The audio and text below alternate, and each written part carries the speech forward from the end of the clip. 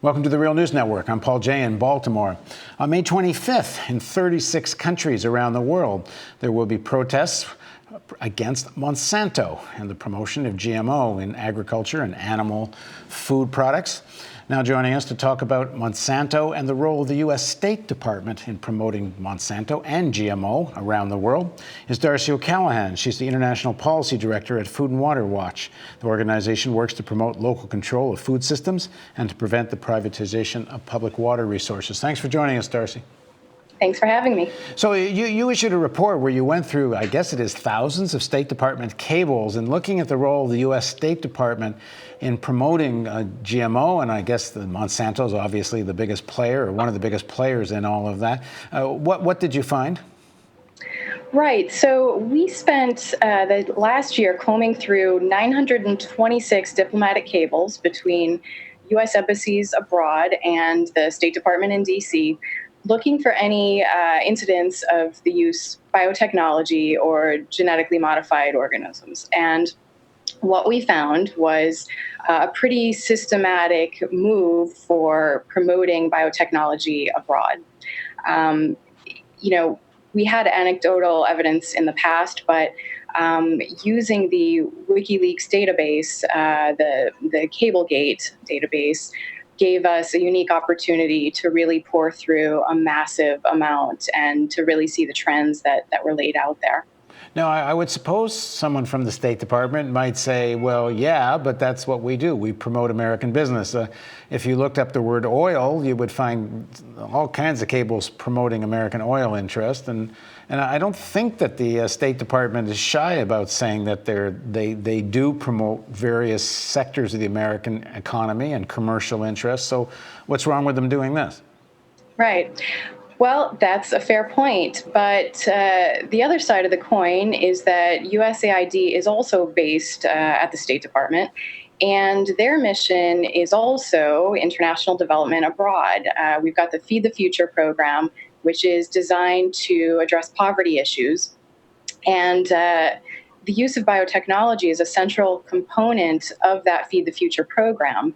It's being used as a way to promote our goodwill. And the reality is that there's a conflict of interest there when you're ostensibly promoting poverty alleviation with one arm and on the other arm promoting U.S. corporations. And so there's a real conflict between which of those two interests is going to win out and which is really in the best interest of the people you're trying to help. Well, that kind of gets into the heart of the GMO debate then, because, I mean, one side is saying that this does not help alleviate poverty because the cost of seeds gets so high because it gets monopolized and such. But the other side of the argument is saying because of GMO, you can grow way more food and thus feed more people.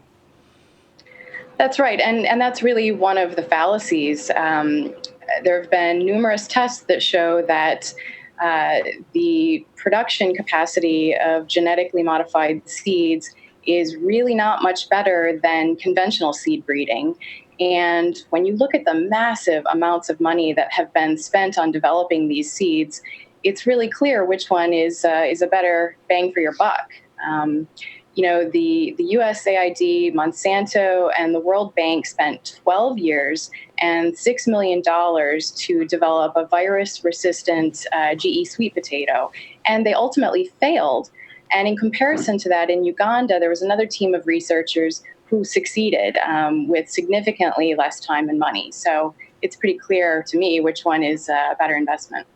Now, the recent Supreme Court decision in the United States upheld, I believe it was Monsanto's right to go after a farmer who had bought some secondhand seeds and hadn't signed a contract with Monsanto. What's the significance of this? And then to what extent is this kind of law being promoted abroad?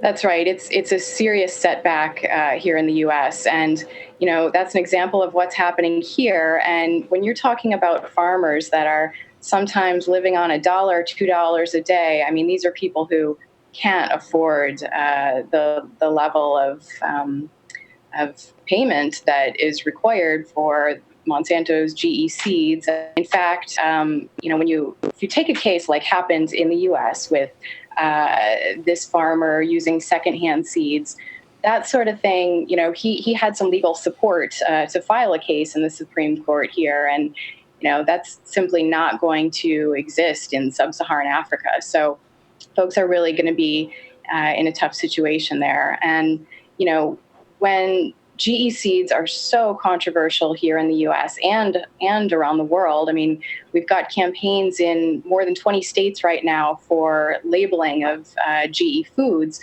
And when it's so controversial in the U.S., why are we promoting it as a part of our international affairs policy?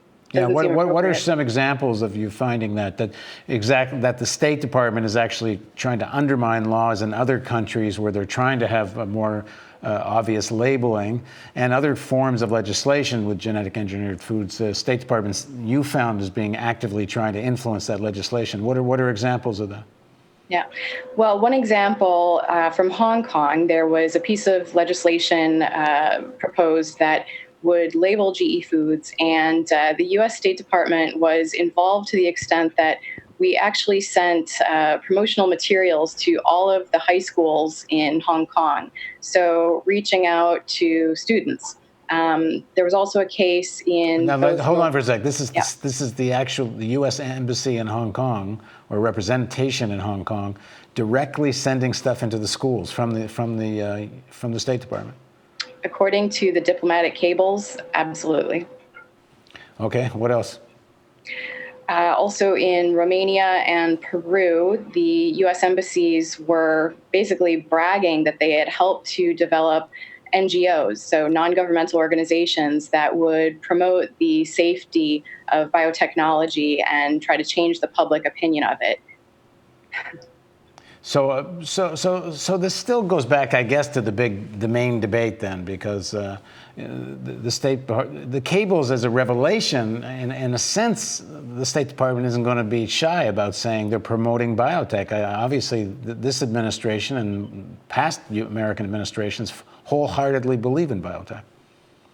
Absolutely. And yet we found in other cables where there was evidence that the embassy staff was trying to cover up their involvement in promoting biotech because they realized that it would be politically unpopular. Now, how is things like the Trans-Pacific Partnership and some of the trade agreements that the United States is negotiating, how is this going to affect this debate? Yeah, well, imports and food safety are going to be central components of both the TPP and the upcoming US-EU trade agreement.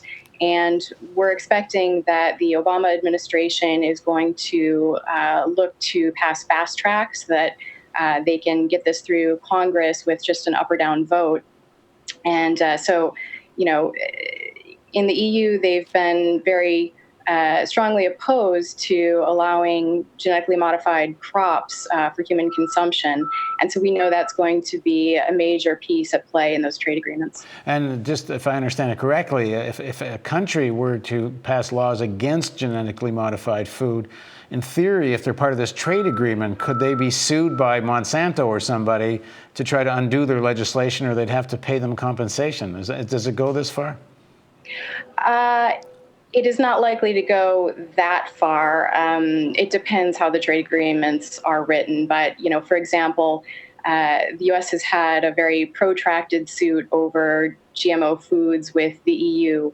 And the WTO ruled in favor of the U.S., but that basically means that the EU is allowed to retaliate by charging higher fines on other food items for import. So where is this headed then, do you think? Well, it's up to the people. I mean, this report is designed to shine a light on some of the diplomatic behavior that the U.S. State Department is doing, and we don't think it's in line with what the American people want. And so, it's up to us now to organize around these issues. And frankly, if folks think that this is inappropriate, then they should be writing to the State Department and organizing at the local level and supporting anti-GMO campaigns abroad. Okay, thanks for joining us, Darcey. Thanks for having me. And thank you for joining us on the Real News Network.